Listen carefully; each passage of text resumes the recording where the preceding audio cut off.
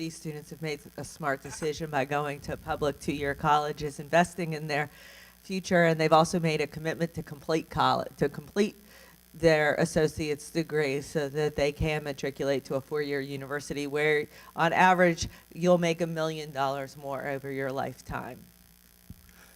I wish I could be asking y'all the questions.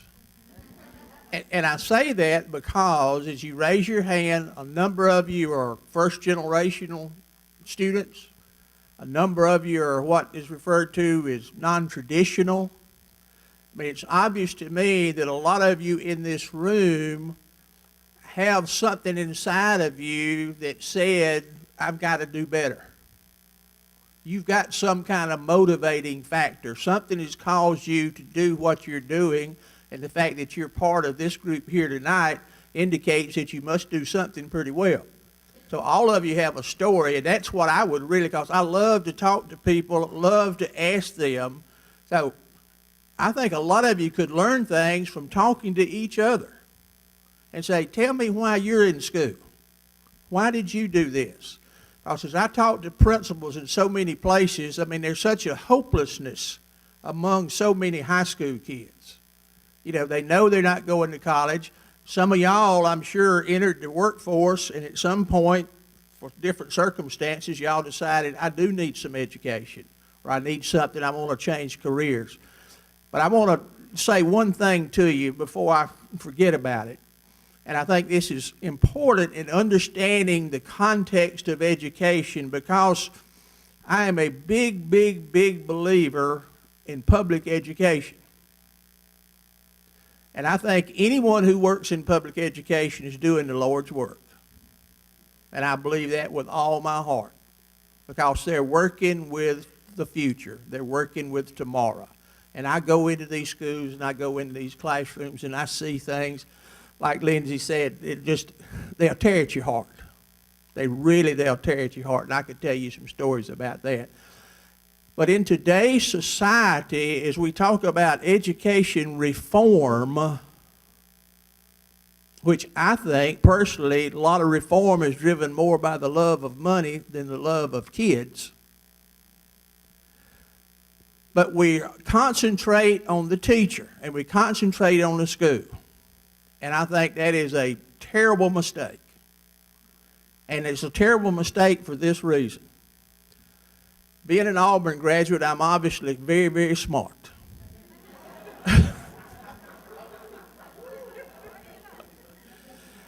And I obviously am pulling for a team that stresses academics instead of athletics this year.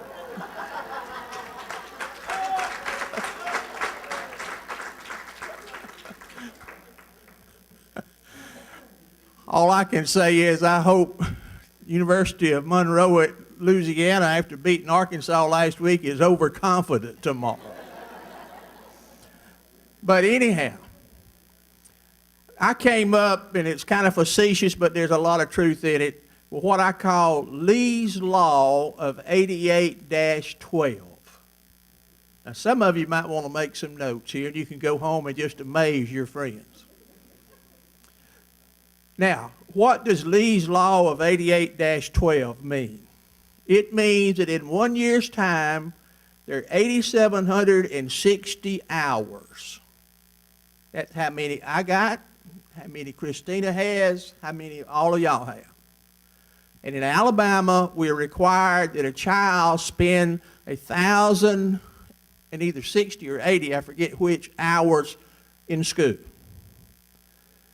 So 88% of a child's year is spent outside the classroom, 12% is spent in the classroom.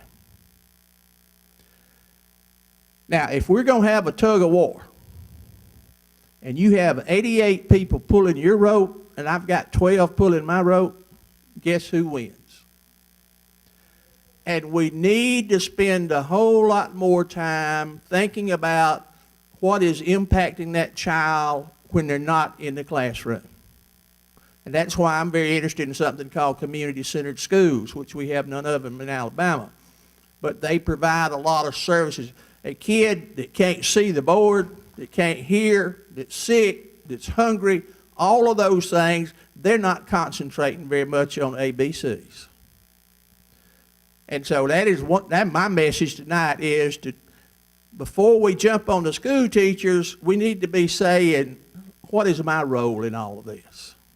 What is this community's role in all this? Because we all have a stake in it. Well, and our next question is really about thank you, Larry. I'm going to remember that. Maybe if the Auburn football team's on the 12%, we might do okay. So the next question really is about some of those outside the classroom issues and how it impacts people's access to an education. Hi, I'm Veronica Morgan. I attend Jefferson Davis Community College in Brewton. Our research has indicated that a large number of students drop out of school due to teen pregnancy. What is Alabama doing to decrease the rate of teenage pregnancy?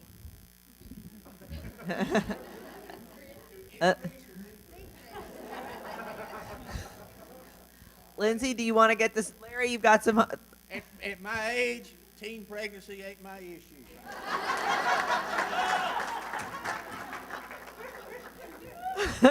You're going to go in the hallway. I'm going to go find something else.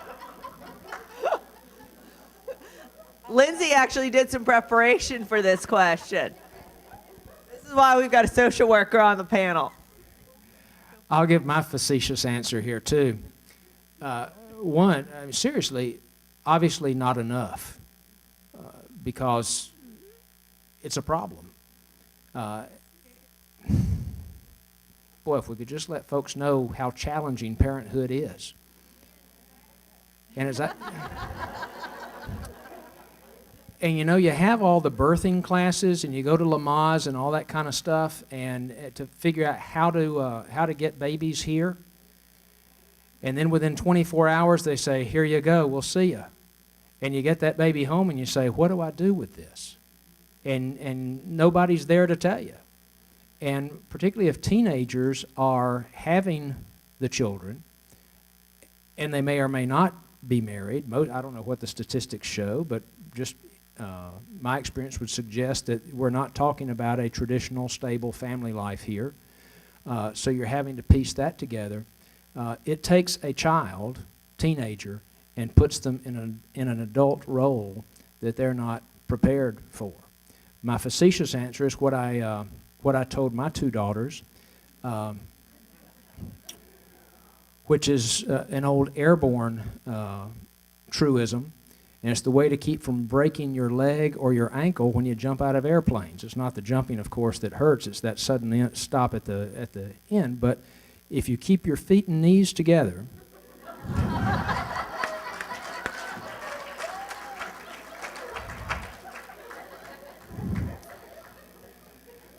then your entire body absorbs the shock, and there's a landing fall that you do, and that way you prevent catastrophic injury.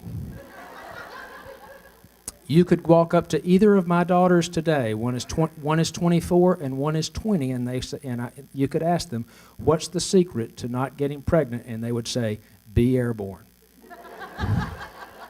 Keep your feet and knees together.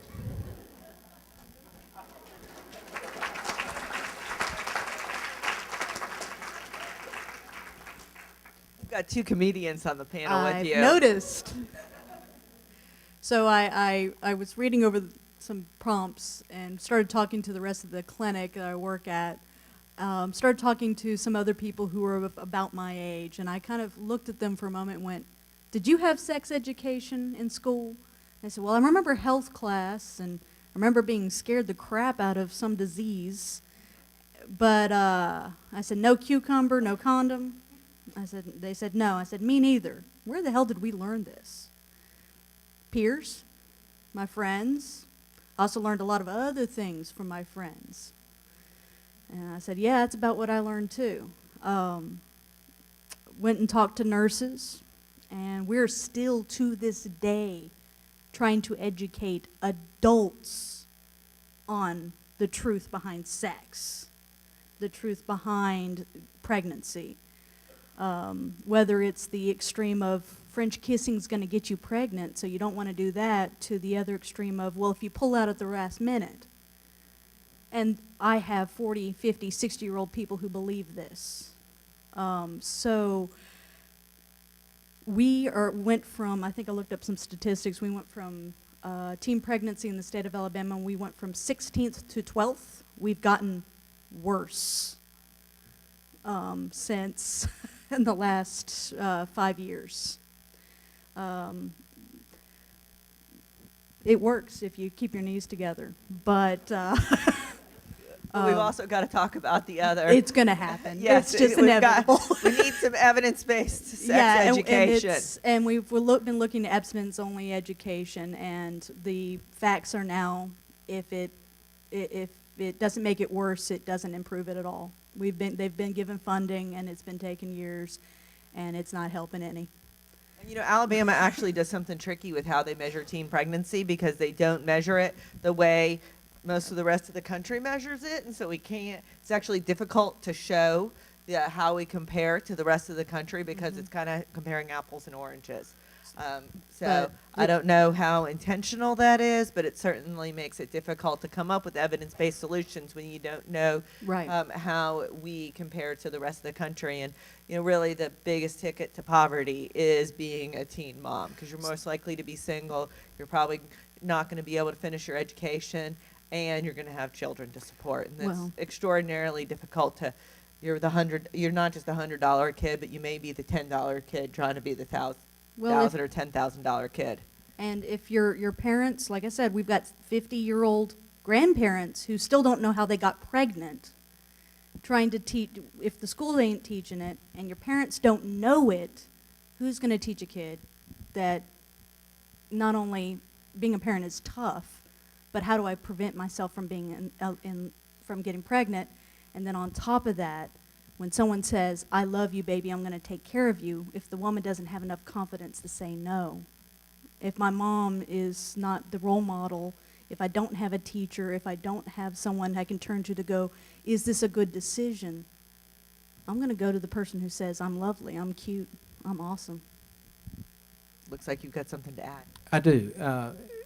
Something that I've talked to 8th and 9th grade students who've come to campus for various tours, and my wife has worked some with this with a program called Career Choices, is that they're trying to get into the 8th grade classrooms and encourage or help those students to make goals, 10-year goals.